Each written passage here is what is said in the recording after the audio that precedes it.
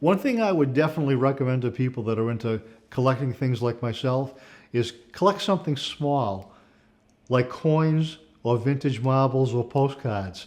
Bicycles are just very, very hard to store.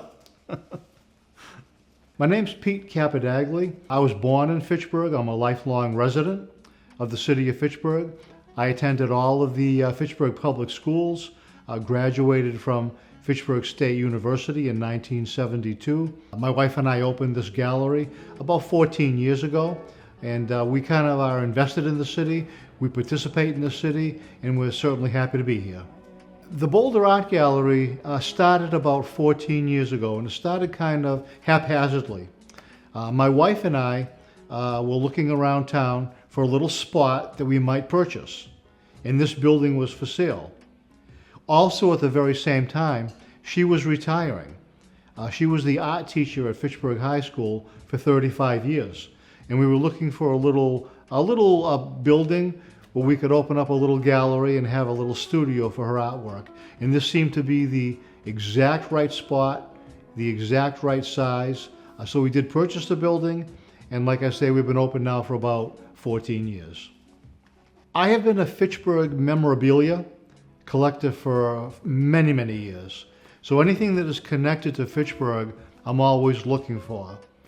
One day on one of our trips to Maine, we happened to be going through an antique shop, and in that antique shop I saw a bicycle badge.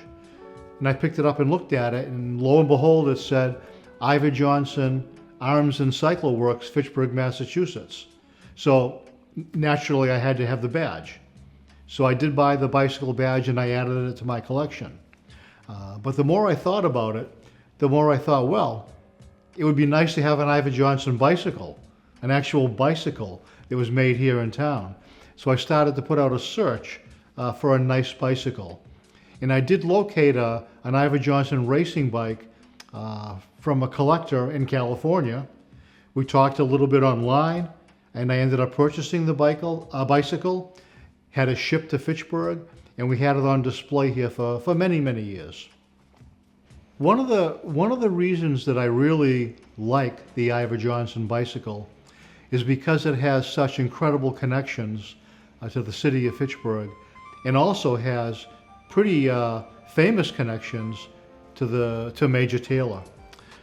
Going way back in time to the late 1800s, the American Cyclists Union was fining Major Taylor because they really didn't want him to participate in the races that were happening at that time, and they fined him $500.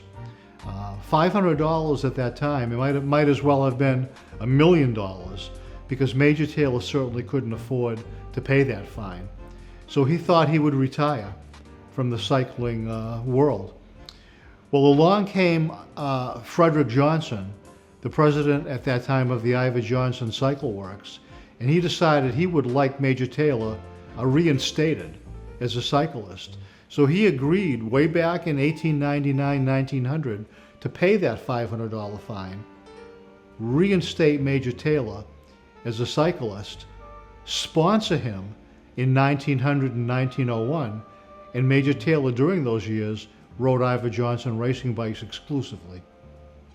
If you go back into the Fitchburg Sentinel archives, there are many instances that mention Major Taylor was coming to Fitchburg and stayed in Fitchburg. And each time that he came here, he was really coming here to visit the Iver Johnson complex on River Street. I can think of one article way back that said he was coming here to pick up a wheel set from the Iver Johnson company. And a second article, he was here to pick up a racing bicycle.